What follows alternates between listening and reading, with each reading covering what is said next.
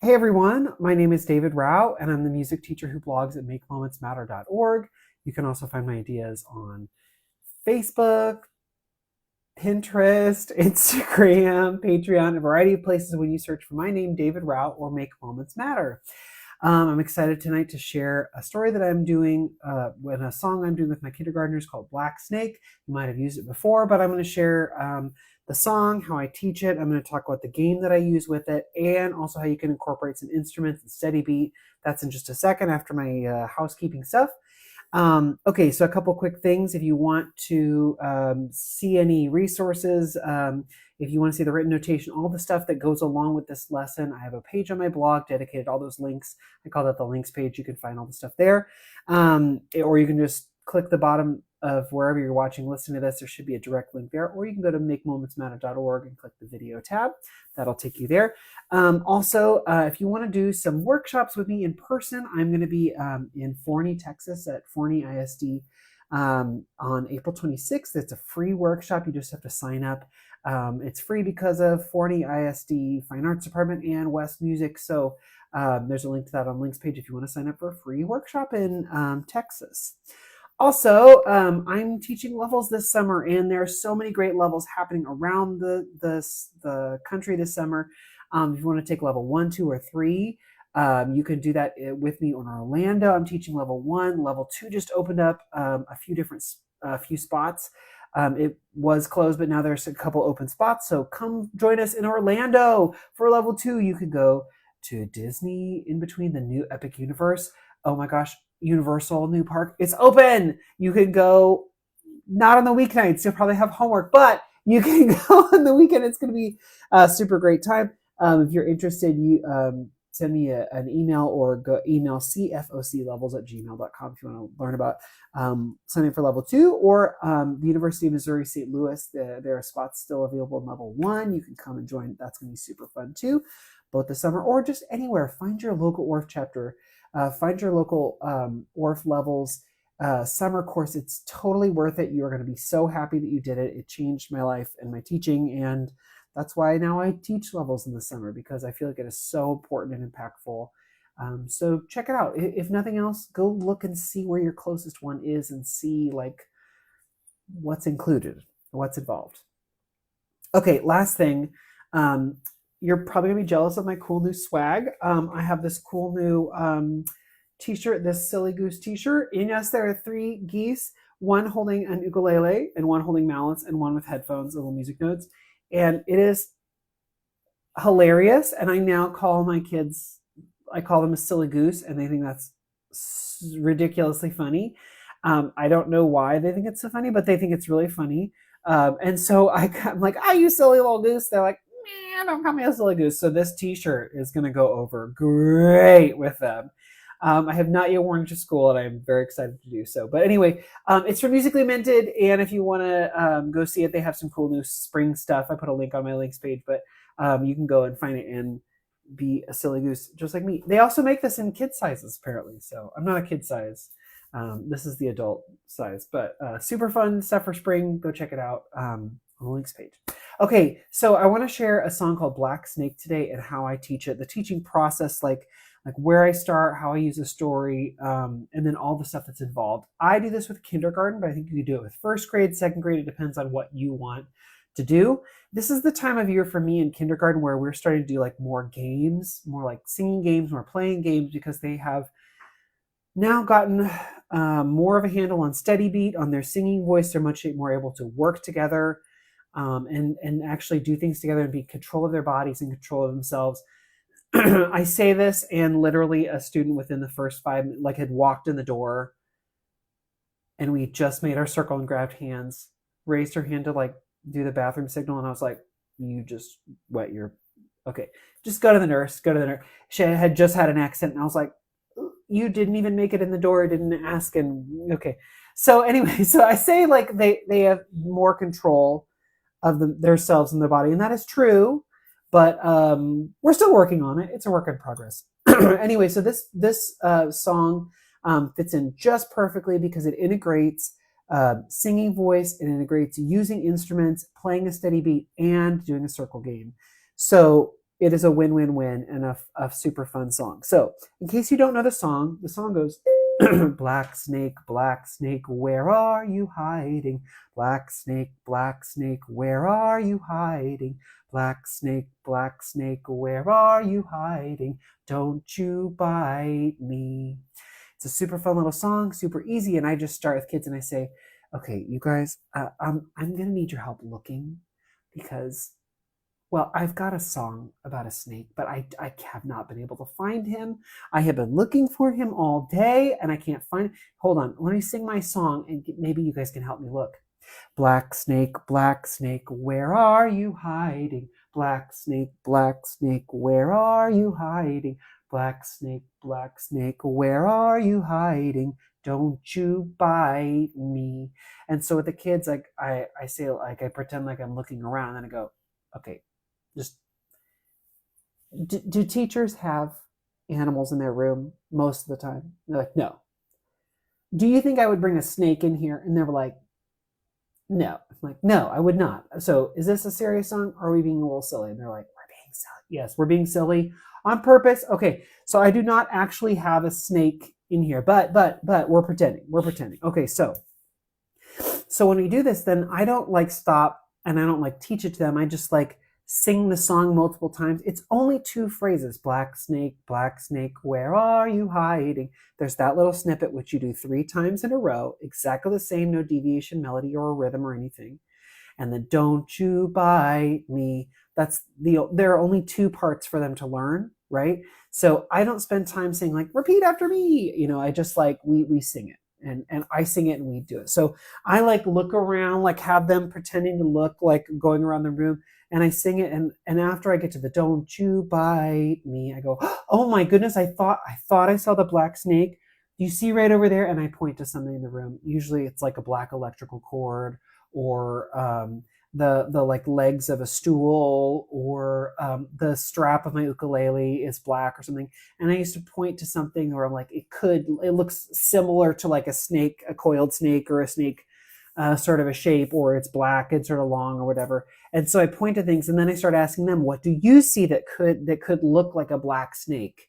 Is not really a black snake, but like what could it be? And so I keep singing, and eventually they start to join me, which is cool. And then I go, oh my gosh, over there, do you see? And it's like the bottom of the Orff instruments, like the little carts they're on, these little black tubes.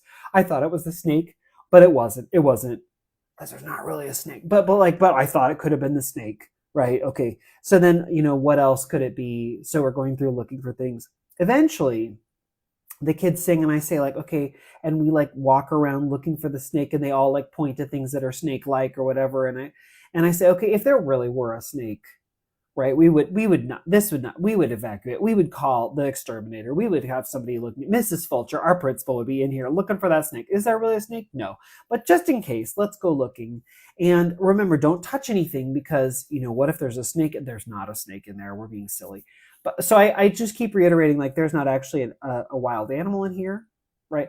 But like we're pretending like there might be, so don't touch, because otherwise they're going to go around and like, put fingers and hands on all the stuff. And we do play those instruments and do stuff, but not just like randomly as we go. So the point of this is they're wandering around, they're looking, they're trying to find the snake, can't find the snake. Okay, so then I have kids like move to the different phrases because there are 4. There's black snake, where are you hiding? Repeat it. Black snake, where are you hiding? Black snake, where are you hiding? Don't you bite me. So they go in one direction for each one. So it's like black snake, where are you hiding? Switch. Black snake, where are you hiding? Switch. Black snake, where are you hiding? Switch. Don't you bite me. So what I have them is I move locomotor on the black snake. They move locomotor on that, and on don't you bite me.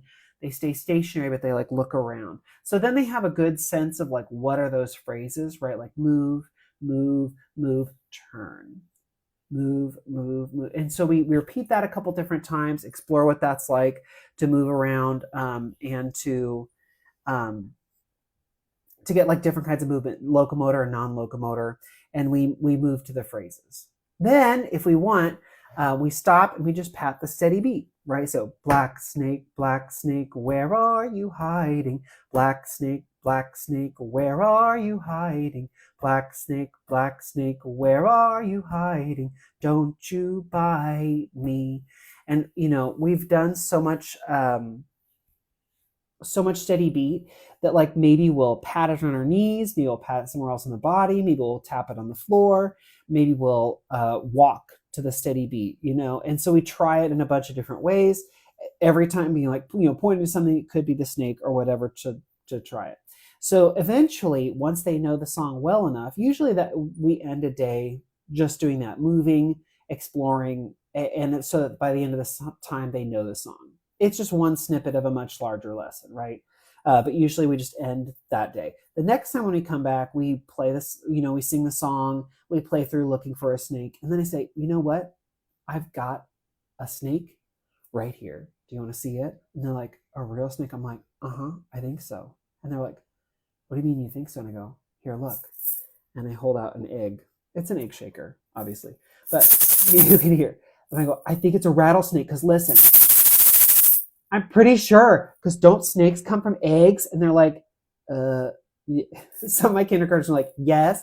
And I'm like, is it this egg? Listen, I think it's a rattlesnake. And they're like, no, Mr. Rout, that egg is green or purple or whatever I have that day. And they're like, no, that's not a real snake. That cannot be a real snake. And so, but I go, but listen, I think it's a rattle. And they're like, no, we have played those many times. That is not a real snake. I am fairly sure that's an egg shaker. So I say, but I think it could be a snake. And you know what? I have a game. We should play our little game. Now okay, this is a folk song, and I'm just going to pull up. I found the written notation for this, and I want to just read to you what the original written notation says here. Hold on just a second. Let me pull this up. Yeah, okay. So the version I found says, game. One child hides. All the students march past the snake's hiding place until the snake runs out and tags someone who becomes the new snake. What? One kid pretends to hide, and then at the end of the song, they just run out and grab someone. What kind of game is that? And like, that's not going to work for my kid. Okay, maybe some of you are like, I do that every time and it works great. I can't imagine one kid pretending to hide and us like going by them and actually continuing to sing and for it to like function well. Maybe a long time ago this game worked. It does not work for my kids. It just brings chaos for my kids. So I do a different version. I do a version of the game, kind of like Cut the Cake, if you know that one. So everyone stands in a circle holding hands. One kid walks around tapping on the steady beat. We've done that, right? Like we've been patting the steady beat, walking the steady beat. This kid is holding the little snake egg in their hand. They go, black snake, where are you hiding? He taps, as kids' hands come together, like they're standing holding hands, he taps on their hands. Black snake, where are you hiding? Black snake, where are you hiding? Black snake, where are you hiding? Don't you bite me. And on me, he brings his hand down and it's the Cut the Cake game. He like taps their hands so their hands come apart. So what happens is the kid in the circle, right? So there's this circle. The kid who stops, he holds out his hand like this. And the kids whose like hands he cut, one runs one way, one runs the other way. They go around the circle, come back, and whoever gets back to the egg first and grabs the egg gets to be the next kid who walks. It is just like if you've ever played Cut the Cake. It's an exact game, only you have an egg in your hand, so there's something tangible to like grab onto when you come back. I always worried when I started teaching this game, I always worried the kids are going to like run around the circle and smack into each other on the far side. It has never yet happened to me. I always warn them. I always say, as you're going quickly around the circle, watch out, because there's going to be somebody coming from the other direction. Don't smack into them. Like I always make that speech, and it has never happened. Crossing my fingers and my toes and knocking on wood, right? That doesn't happen. But anyway, so they go around the circle, they come back, and they grab the egg. And the kid who grabs the egg gets to be the next one to bounce and go around, right? What about the kid who doesn't win? The kid who doesn't win and the kid who was bouncing the egg around, they get to grab a mallet and go to a nearby instrument. And now, while we sing and play, they're going to just play on C. which is the tonic of the song. Black snake, where are you hiding? Black snake, where are you hiding? Black snake, where are you hiding? Don't you bite me.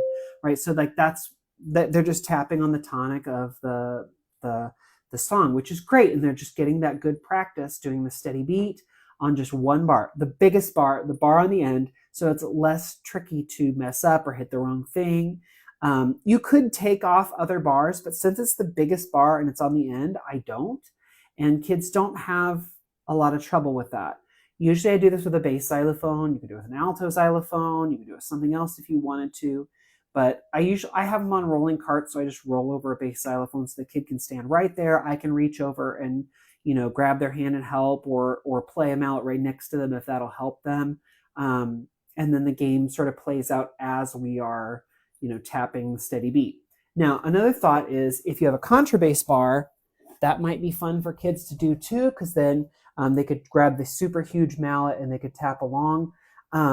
One thing that came up in a recent PD that I went to was if you don't have a contrabass bar, you can do activities like this, and having that really big mallet, especially for kids who are having trouble with hand-eye coordination or having trouble with limbs and fine motor skills or gross motor skills, like having the bigger mallet and not trying to hit this tiny bar. Like a bass xylophone bar is bigger than like a glockenspiel, but it's still not as big, and there are other bars around that kids could actually accidentally tap and touch. So having the really, really big like contrabass bar, like the ones, the huge mallets, and playing on just that one bar, that makes things much easier for kids who are developing, right? So I know of people in some schools who have used like special education money or special money set aside for like developing learners to buy a contrabass bar, because it's an adaptive response. Like you're giving them the larger mallet, you're having them play just that one thing, and it's especially good for those kids who are still dealing with coordination issues or hand-eye coordination, or who need a little bit of extra support. It is a great scaffold for that. You can then use the bar for a lot of other stuff too, but it's especially good for your younger learners or learners who are having difficulty with motor control or just synchronizing or whatever. It's a really cool option. So having that contrabass bar is really great. And you can use this lesson as an example of like, here's why you should buy me a contrabass bar, because X, Y, and Z.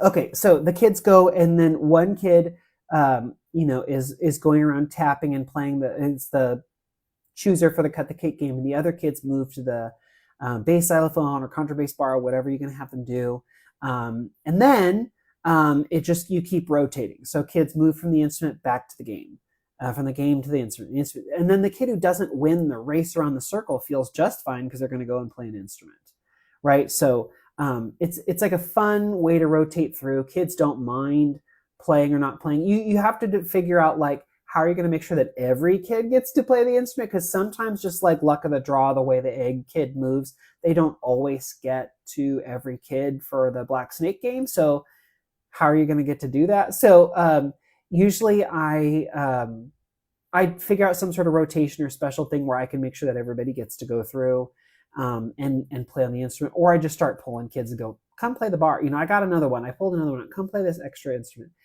So it's fun. It's a fun progression starting from the beginning of the lesson where you just sing the song, moving, playing with phrases, working on steady beat, to actually playing on an instrument. Could you do it with non-pitched percussion instead of like a bass bar or a contrabass bar? Sure. Could you do it with a tubano and have them use their hands? Sure. Could you do a tubano and have them do it with a mallet? Sure. I mean, like there are so many different ways to incorporate steady beat on an instrument with this. A wood block, a tempo block, whatever. I mean, whatever instrument you want them to do, you could have them practice with this song. It's a really great song to do that with. Okay, I hope this gave you some ideas for Black Snake for the song. If you've never done it before, it's a super fun song. If you use the traditional game that I described as I was talking about this, where one kid hides and just randomly jumps out and grabs another kid, please leave me a message in the comments and tell me about how that works, because I cannot visualize it working. So the Cut the Cake game is an adaptation I've tried and it works really well. If you use a different game, put that in the comments too. It'd be great to hear how you make those things work. But I just want to share that game today. I hope that it's a fun game for you. Try it out. Leave me a comment. Tell me if it works or not. And I'll be back next week for another Musical Mondays video. Until then, go out and get your own Silly Goose t-shirt for all the silly geese at your school. I promise they will love it. And check out the notation for this song and the Silly Goose and all sorts of other stuff on the links page. I'll see you all next week. Have a great night, everyone.